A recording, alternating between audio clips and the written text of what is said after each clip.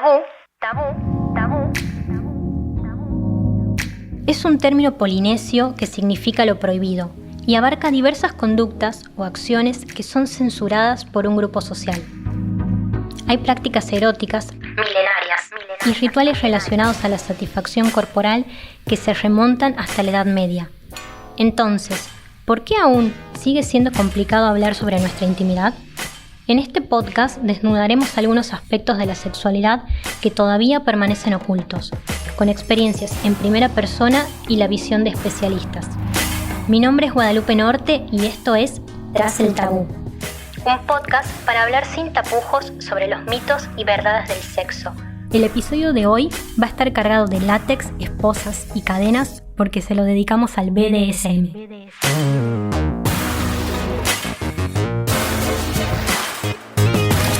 Estás escuchando La Gaceta Podcast.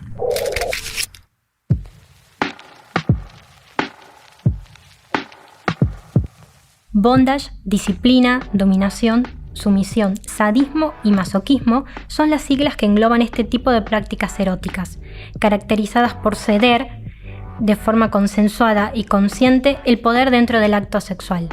Es decir, que en estos juegos una persona puede ejercer control sobre la otra. Lo vimos muchas veces en el cine, por ejemplo en películas como Atame, de Almodóvar, con un joven Antonio Banderas de mirada lasciva. Y también aparecieron varias referencias en el film del 2002, La Secretaria, o la saga, acá un poco más cuestionada, de 50 sombras de Grey. ¿Se parece la ficción a la vida real? Para hablar de este tema, consultamos a Sakura, especialista y divulgadora de BDSM y modelo alternativa. Además, Sakura formó parte de los shows que se llevaron a cabo en Expo X Tucumán hace apenas unos años.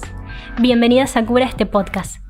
Qué lindo volver a escuchar la tonada tucumana, que le extrañamos. Este año no hubo nada en el 2020 y la verdad que nos encanta volver a Tucumán. Me alegra escucharlo. Bueno, para arrancar, por supuesto, lo primero que necesitamos es una definición, ¿no? ¿De qué se trata esto del BDSM? El BDSM es una sexualidad alternativa, o sea que es no convencional porque no está enfocada en la reproducción, en la genitalidad, en el coito. O sea, nosotros decimos que es no coitocentrista porque su meta no es el coito ni la penetración. Pero si te digo que no suele haber coito en las relaciones BDSM, te estoy mintiendo porque mucha gente lo hace. Entonces decidimos cambiar el discurso con Sander y decimos que es plurifinalista. O sea que no está centrada en la reproducción, por eso es alternativa, no está centrada en la penetración y significa generar diferentes sensaciones en el cuerpo y en la mente por medio de prácticas que están mayormente englobadas en esas palabras que dijiste vos que conforman el acrónimo de BDSM. Por eso decimos que es un término paraguas y esos tres grandes grupos, BD, BS y SM, son preferencias sexuales de cada uno, ¿sí? Entonces, cada uno acomodará el BDSM, fórmulas, si hay códigos y cosas que tienen en común el BDSM y que no pueden faltar, pero cada uno lo hace de acuerdo a lo que cada uno lo erotiza.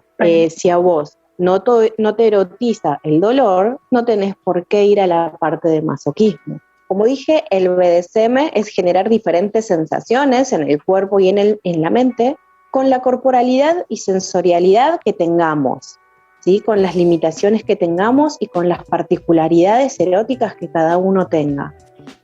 Por eso decimos y consideramos que el BDSM es no capacitista, no tiene nada que ver con el género, sino con lo que uno siente, con qué te da placer y qué deseas hacer y que te hagan. Qué interesante lo que decís porque a muchas personas le da miedo esto de verse atadas o de repente las imágenes un poco estereotipadas que se tienen de la práctica. ¿Repercute bastante en las concepciones negativas que se tienen sobre el BDSM? Sí, totalmente.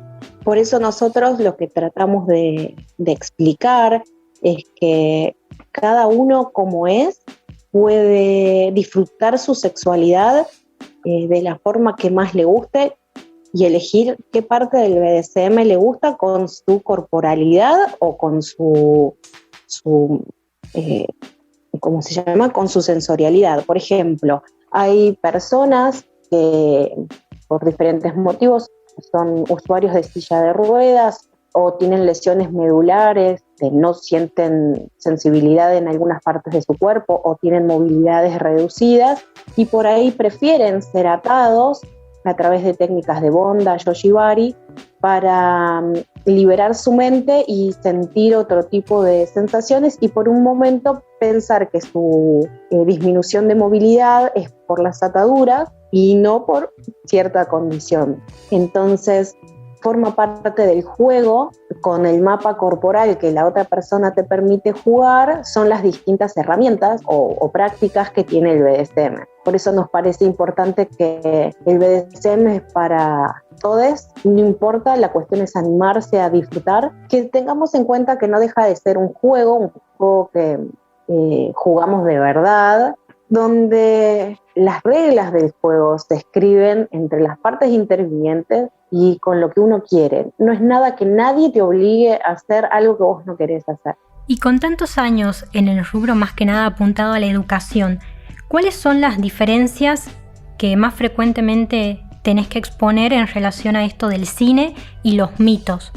Un montón, porque la verdad que sí, yo creo que la ciencia ficción o el porno, en que es lo peor, le hizo mal a todo lo que es educación sexual, porque te plantean una fantasía. Faltan un montón de otras partes que también son BDSM, que forman parte del juego y que no están porque no venden, no son comerciales. Y todo eso es la parte del consenso, del llenado de checklist, del ponerse de acuerdo. Qué prácticas voy a querer que me hagan, qué prácticas no, en qué magnitud, si es fuerte, si despacio, o sea, toda la parte de ponerse de acuerdo, de descubrir tu rol, todo eso no está ahí, no es lo comercial. Y eso es lo que tanto daño hizo al BDSM, porque la gente se piensa que es eso que te muestran en esa ficción.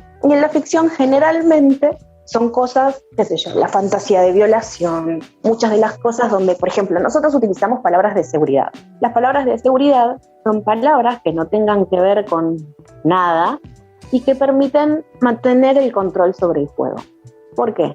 Porque el basta, el me duele, el pará, también forman parte del juego. Entonces nosotros lo que vemos en ese porno es una persona que está gritando basta, por favor, no quiero, no me gusta, pero lo que no saben es que esas palabras están permitidas en el juego. Lo que corta una sesión BDSM, generalmente lo que se utiliza es el semáforo, que es internacional. Si alguien grita rojo, eso lo corta totalmente, y amarillo disminuye la intensidad, pero eso no te lo cuentan en la película o en la ficción. Entonces, claro, todo lo que nosotros vemos nos parece que están obligando a la gente a hacer algo, y nada que ver, porque nunca los escuchamos por ahí gritar rojo. Entonces, uno sin saber y mirando eso sin un trasfondo teórico de lo que realmente es el BDSM, siempre te va a parecer que todo lo que están haciendo está mal. Cuando en realidad lo que se omite acá es la esencia, que es la práctica segura. Es como la base, ¿verdad? Totalmente, se omite la base del BDSM, te plantean la fantasía, te saltean un montón de pasos, y también pasa que muchas veces en la ficción vemos que son personas, los que son BDSMeres, son personas que salieron de un psiquiátrico, fueron abandonados, los violaron, siempre tienen como problemas psiquiátricos, y de ahí es que nos tildan de enfermitos. Creo que eso también es lo que hizo mucho mal de 50 sombras, que si bien lo positivo es que la gente empezó a hablar de BDSM como BDSM, pero lo malo es que no se ve BDSM en esta película o en esa novela, ¿sí? Es una persona sumamente tóxica, podremos llegar a decir o no, si es psicópata no nos corresponde a nosotros, es otro ámbito, pero está todo el tiempo obligándola a hacer cosas que ella no quiere, o manipulándola para que haga lo que él quiere. Quiere juntarse a tomar un café con la mamá y aparece en la confitería. Quiere tener un trabajo y compra la empresa. Todo eso es abuso. Entonces lo que estamos viendo es la romantización del abuso, que nos la bancamos porque es millonario. y te pasa a buscar en un helicóptero o en un avión. Si fuera por ahí, no sé, un cerrajero, un electricista, un plomero, no lo permitiríamos, qué sé yo. Me parece que es un cliché, 50 sombras. Sí, qué fuerte lo que decís. Y llevándolo, adaptándolo a la realidad de este ejemplo que precisamente decías, que tuvo muchas críticas por la comunidad de BDSM, precisamente por eso que nombrabas. ¿Cómo se elige en la vida real esto de quién asumirá los roles o cuál va a ser nuestra pareja para esta práctica sexual? El BDSM es un aspecto de la sexualidad de cada uno. Entonces, cada uno elige qué rol le erotiza asumir. Algo que siempre nos gusta es que busquen en internet checklist BDSM, que es lo que nosotros utilizamos, cada uno la acomoda a sí mismo, y ahí tenés un montón de prácticas donde te dice qué harías, qué no harías, con qué intensidad, y son muchas prácticas donde vos te haces una autorreflexión y vas descubriendo, a ver, tal práctica, ¿me gustaría hacérsela a alguien o prefiero que me la hagan? O ninguna de las dos. Entonces ahí uno va conociéndose. Uno no puede entrar al BDSM sin conocerse, sin conocer sus límites, al menos al principio, después van cambiando. Si estás con alguien y querés probarlo, está bueno que cada uno la haga para uno, para conocerse. Después, ponerse de acuerdo con esas prácticas y ver, a ver, me erotiza más hacerlas a alguien. Bien, no, a mí me erotiza más que me las hagan. Y ahí sabes si sos más dominante o sumise. Y después uno elige, por ahí hay prácticas que uno podría permitir con alguna persona, pero con otra no se anima. Y está todo bien, porque no todos somos de manejarnos en la vida de la misma manera. Por ahí alguien te da más confianza para una práctica y no para otra. Entonces, entender que es una sexualidad, y bien es un juego de roles donde puedes meter de todo, desde disfraces, depende a qué él querés llevar el juego, pero que se juega de verdad y que las reglas de este juego se hacen entre todas las personas intervinientes. Si todas las partes intervinientes están de acuerdo, eso después lo escriben como un contrato si quieren y ahí tienen las reglas del juego. ¿Qué pasa si hay que hacer tal cosa? Si no lo hago, ¿cuáles son las penalidades? No deja de ser un juego jugado de verdad, porque es texto de lo que estamos hablando, pero con reglas muy fuertes y con códigos importantes, porque romper un código de esos es violación, ¿sí? Cuando uno rompe lo consensuado es violación, y eso hay que dejarlo claro. Bien, omitir entonces totalmente estas imágenes infructuosas que aparecen en el cine. Una vez que ya asumimos nuestro rol y que nuestro acompañante también lo hizo, ¿cuáles son los elementos más frecuentes que se usan? Porque vemos esto de las velas, las sogas, antifaces. Lo que más se utiliza como restrictores, o sea, elementos para restricción, que sería la parte de bondage, son cuerdas, algunas tiras de tela, tiras de cuero, esposas, pero la realidad es que podés utilizar todo lo que tengas en tu casa, no hace falta tener una super ferretería, como le decimos nosotros. Siempre que uno no utilice cosas elásticas para restringir el movimiento, por ejemplo, medias de nylon, donde uno hace un nudo y con el movimiento se va ajustando y eso hace que vos pierdas la circulación. Nosotros no queremos que se pierda la circulación de la sangre por una restricción. Uno lo que quiere es restringir movimiento, no que haya dolor con ese restrictor. Entonces, mientras uno tenga algunos tips o pautas de las prácticas, puedes utilizar cosas de tu casa para espanquear o dar nalgadas. Con la mano es suficiente, pero si querés llevarlo a otro nivel, tenés un montón de elementos en tu casa. Cucharas de madera, un libro, una paleta del pan o las tablas de fiambre para las picadas también sirven. Si uno quiere hacer dolor puntual, tenemos los broches de la soga para tender la ropa. Podés utilizar una cuchara metida en el freezer para generar sensación de frío, o con un tenedor como si fueran pinchacitos. Para vendar los ojos no necesitas tener una super máscara con un pañuelo largo o una bufanda, podés vendar los ojos tranquilamente. O sea que lo importante es generar sensaciones. Siempre me parece más, por lo menos para empezar, vendar los ojos es como lo principal. Después uno es como que presta más atención a otros sentidos y se concentra más. Y si uno tiene por ahí problemitas de autoestima, que le cuesta más entregarse o mostrar su cuerpo, siempre ayuda el vendaje de ojos.